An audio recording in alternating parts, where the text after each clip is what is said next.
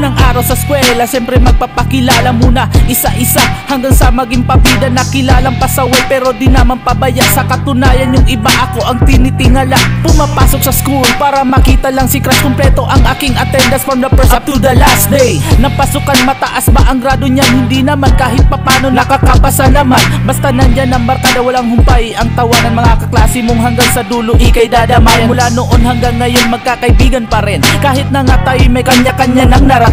Sa eskwela tinuturo ang patriotism, pero mas natuto ako mag-vandalism. Di ko sinasabi na tama mga ginawa ko, pero dahil dun naging masaya kabataan ko.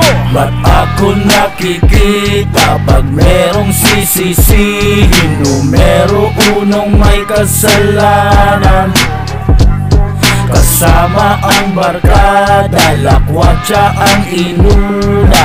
Yari kang bata ka.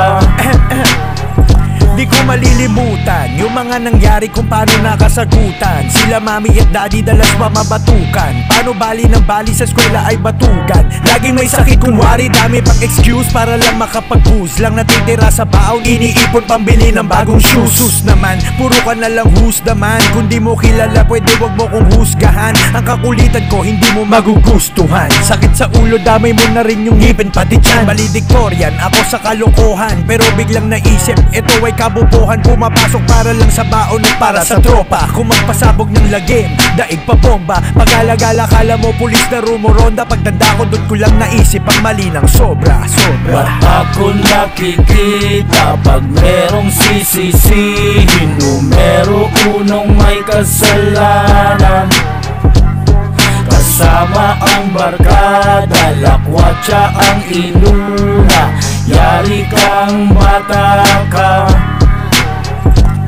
May hangganan ng lahat ng kalokohan. Pwedeng magbago ang lahat, lalo pag nangulungan. Huwag mong hintayin lahat ikaw ay susukuan. Kumilos ka, huwag mong hintayin ikay subuan. Kung susumahin, masaya ang magsaya.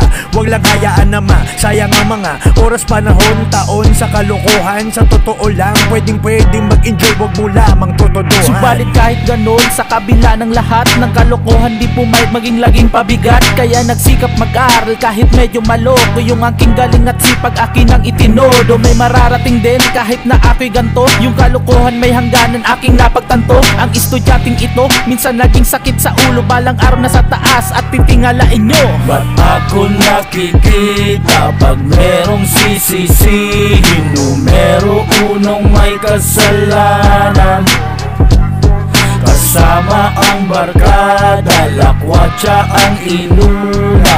Yari kang bata ka.